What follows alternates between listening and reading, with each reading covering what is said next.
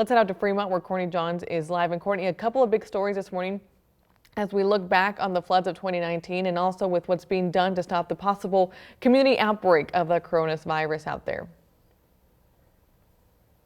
I mean, it's been really incredible for the city between some of the flooding that we've seen this year as well in the city of Fremont. And joining me now is the mayor of the city of Fremont, Scott Getzschman. Thank you so much for joining us. Good morning. And as Maya mentioned, it has been a tough year and a half for you guys.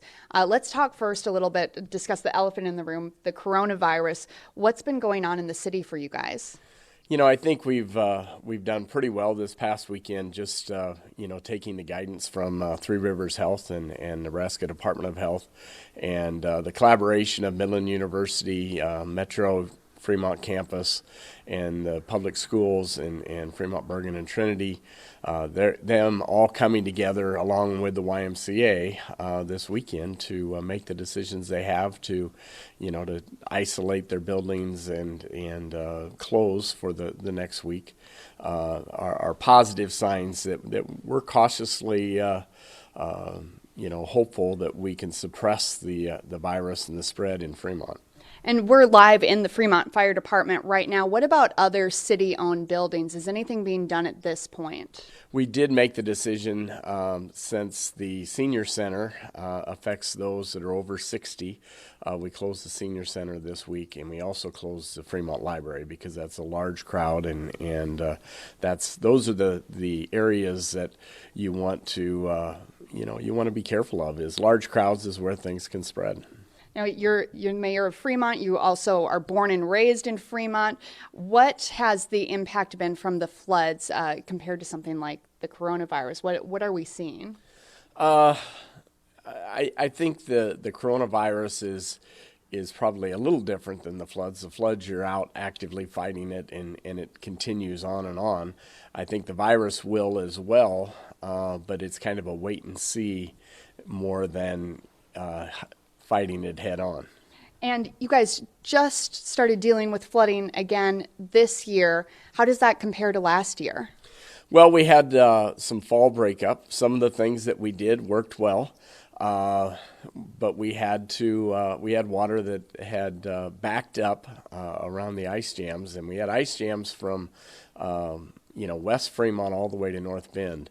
And it was a very slushy, thick ice, and the water had got into the cutoff ditch area and into the Rod and Gun Club area, and it basically followed the same path again. It got into lake number 8, and then basically from there worked its way south back to the river. The challenge is that it was affecting County Road 19. It was affecting Lake 20 at the state lakes. And so we had to fight the same battle there for not as long, a day or two. And then we went right to the source, and we actually built a breach in the Rod and Gun Club that actually has that area plugged, so the waters cannot flow in there.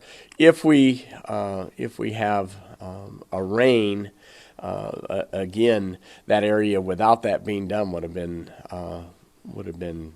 an area that could have allowed more water to come into Fremont. And this has obviously paid an emotional toll on hundreds of thousands of people watching, their homes disappear essentially. What do you think has been the most difficult thing for your community? Well, the difficult thing is the fact that we still have probably 25 to 30 families that were either have relocated, but they're not back in their homes. And we have about 20, probably to 25 homes that will never be habitated. They just have to be torn down.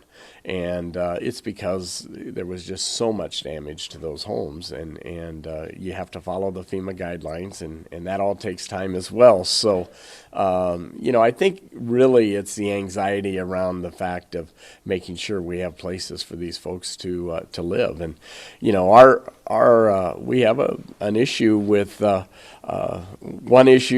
we have great economic development in Fremont, and but we need all of those folks here living to fill those jobs. And the challenge is if they don't have a home to live in, they're going to move. So making sure we have homes and housing for the folks that were displaced has been our number one priority.